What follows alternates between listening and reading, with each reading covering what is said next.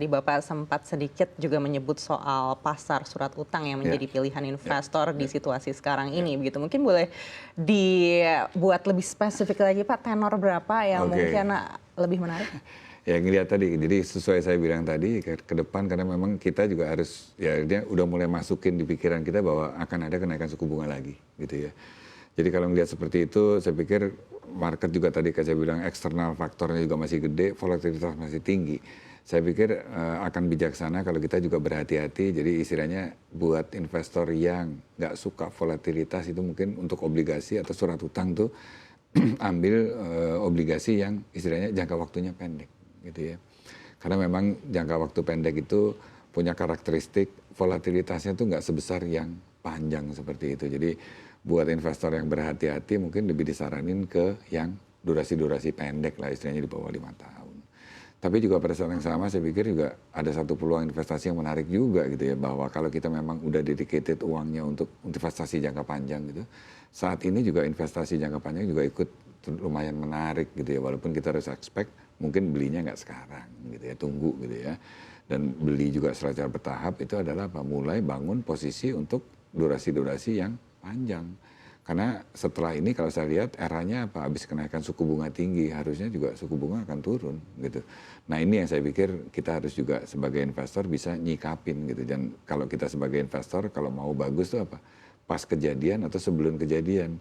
Investor biasanya kan belinya ekspektasi. Jadi mulainya dari sekarang jangan nunggu oh suku bunga turun baru beli biasanya udah telat gitu. Jadi disaranin juga ada diversifikasi ke beberapa misalnya surat utang yang punya jangka waktu investasi panjang gitu seperti itu. Nah balik kalau ke surat hutang itu kan nggak cuma pemerintah. Tadi saya ngomong cuma yang pemerintah aja yang obligasi korporasi. Nah balik lagi kalau di obligasi korporasi more or less hampir sama. Durasi juga jadi prioritas yang pendek untuk ngamanin gejolak gitu ya.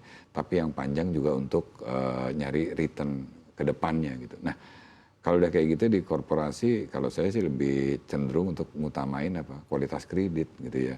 Artinya ngelihat perusahaan-perusahaan yang punya kualitas keuangan yang lebih sehat, punya market share seperti itu. Jadi itu jadi salah satu screening kenapa kita harus invest di sana seperti itu. Baik, di BNI Asset Management sendiri untuk persentasenya ini lebih banyak yang tenor pendek atau tenor panjang saat ini? Saya nggak bisa bilang gitu karena kebetulan saya tuh nggak ngelola satu investor yang tiba-tiba semuanya ada di kita.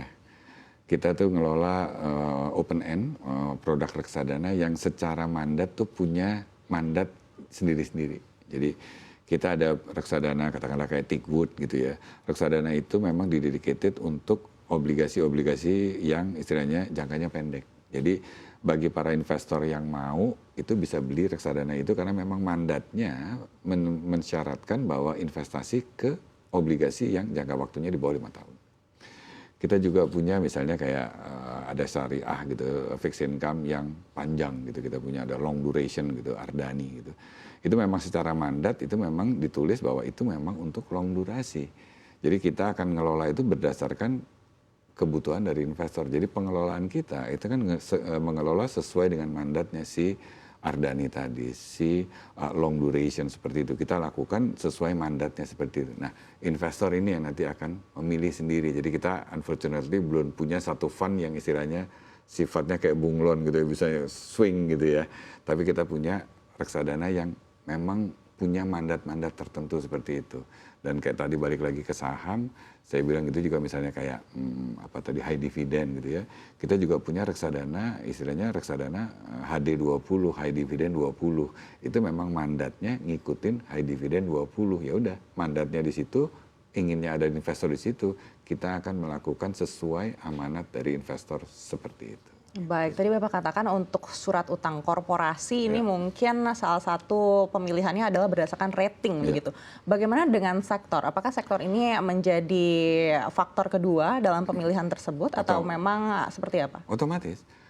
Jadi dalam pengelolaan seperti ini otomatis kita juga ngelihat sektor itu jadi satu analisa yang kita awasin juga gitu karena sektor satu dan yang lain itu dampaknya beda-beda.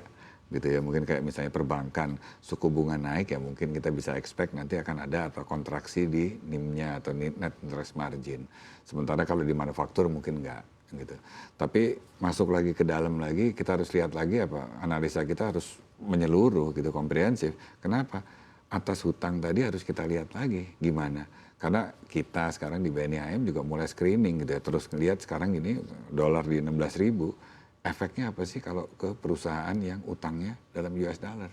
Otomatis naik kan, biaya bunganya naik kan. Nah ini yang kan kita harus lihat terus bayar bunganya kuat apa enggak. Nah ini kayak gitu. Jadi ini sesuatu yang mungkin karena kita aset management kita terus lakuin setiap hari seperti itu. Kita lakuin penyesuaian. Nah ini nanti baru di scoring, baru kita invest seperti itu, kita analisa seperti itu, kita mau beli, kita mau jual itu seperti itu. Jadi kalau saya lihat tadi mungkin jangan kita beli semata gara-gara korporasi ngasih bunga tinggi, cuman dari rating aja terus tidur, jangan gitu. Lihat lagi ke dalamnya, sektornya tadi Mbak Ane udah bilang benar gitu, salah satu yang harus dilihat sektornya.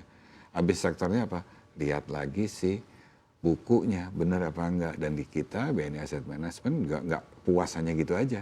Kadang kita juga justru datang ketemu ke katakanlah perusahaan, ke direksinya, nanya gimana strateginya ke depan, pencapaiannya udah sampai di mana seperti itu untuk memastikan bahwa investasinya itu sesuai dengan rencana. Baik, di segmen sebelumnya Bapak juga sebutkan mungkin terjadi shifting gitu. Apakah shifting ini juga sudah terjadi di BNI AM, terutama di kuartal terakhir ini untuk sektor-sektor tertentu yang dianggap masih berpotensi besar? Oke, jadi ya memang ada beberapa, terutama di saham kita gitu ya, yang besar, itu juga ada sedikit pergeseran gitu. Jadi kayak tadi saya bilang gitu, dalam kondisi seperti ini ke depan mungkin sektor yang jadi kita suka gitu kan, adalah sektor-sektor katakanlah paling gampang sekarang yang diuntungkan dengan ada dua gede, dolar menguat, mana aja yang diuntungkan, sama nanti kenaikan suku bunga, mana yang diuntungkan.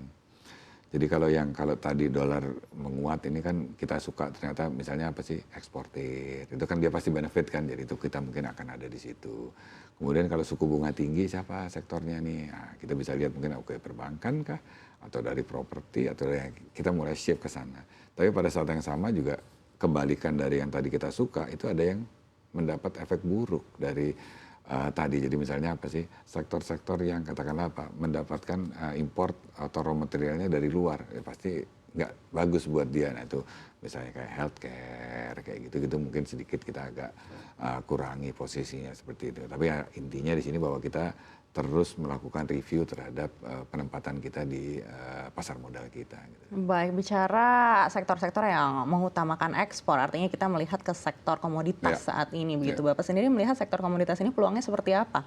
Karena pemerintah sendiri sebenarnya mendukung untuk EBT, begitu.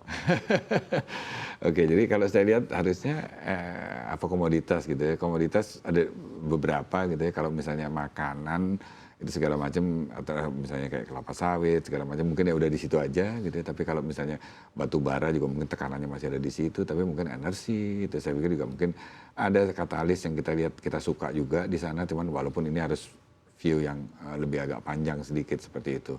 Kemudian juga mungkin baterai, energi terbarukan itu juga something yang kita juga lihat ke depannya prospeknya seperti apa gitu. Baik, kalau kita melihat potensi dari geopolitik di Israel Hamas ini, apakah menurut Bapak ini akan sebesar Ukraina dan juga Rusia dan memberikan kita keuntungan seperti di tahun lalu? Nggak bisa dibilang gitu, tapi yang jelas ada dampaknya gitu ya. Karena setiap kali ada perang, ada tensi geopolitik, itu pasti otomatis mempengaruhi investasi gitu ya. Jadi udah pasti kalau udah kayak gini kan harga komoditas ikut naik, terutama misalnya minyak segala macam, udah pasti ada gitu kan. Dan ke depan juga pastinya juga kalau ini perang terus lama, itu saya pikir akan terjadi perlambatan pertumbuhan secara global gitu. Dan kalau kita ngelihat kayak gini jahat gitu, jahat dalam arti perang terus tiba-tiba ada perlambatan global, itu harusnya itu bank sentral nggak akan naikin suku bunga terus.